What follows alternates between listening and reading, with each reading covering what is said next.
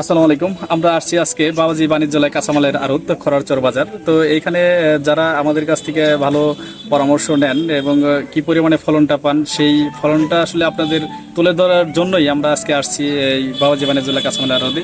সেখানে আছেন আমাদের সফল কৃষক রেবুল ভাই। তো তার সাথেই কথা বলবো। তো আসসালামু আলাইকুম। ওয়ালাইকুম আসসালাম।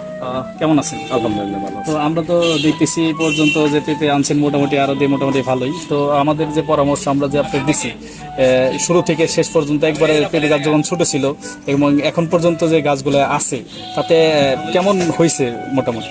মানে এই বছর হিসেবে যে ক্ষতি হয়েছে ঝড় তুফানে এবং গাছ অনেক ক্ষতি হয়েছে মানুষের, আমারও কিছু ক্ষতি হয়েছে। ওই হিসেবে আমার পেঁপে অন্তত অংশগুলা খুব ভালো আছে। আমি 2-3 বছর ধরে তোমার সাজেশনে আমি খেত করি, ওই হিসেবে ইনশাল্লাহ আমার খুব ভালো আছে।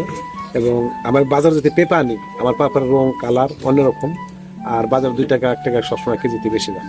ইনশাল্লাহ ফলন আমার ভালো, আলহামদুলিল্লাহ খুব ভালো এবছর। অনেক সফল আছেন এবং পেঁপে যা আছে সব থেকে আপনাদের এই দাম সবসময় বেশি যায়। দাম 2 টাকা 1 টাকা সবসময় আপনার বেশি দাম। সবসময় কালকে মাসে বেশি হচ্ছে 34 টাকা, 32 টাকা, তো দাম বেশি 36 টাকা। এক সব মাল একভাবে মানে কালার, পেঁপের ওজন, ফলন সবকিছু অনেক হাই। এই যে পেঁপে আমার কালার অন্যরকম চেহারা পাতি অন্যরকম, একটা হিসেব পাতি অন্যরকম পেঁপে। যদি কেউ বেশি ফলন বাড়াইতে চায় তো সে কি আসলে আমাদের পরামর্শ নিতে পারে? আপনি একটু বলতে পারেন?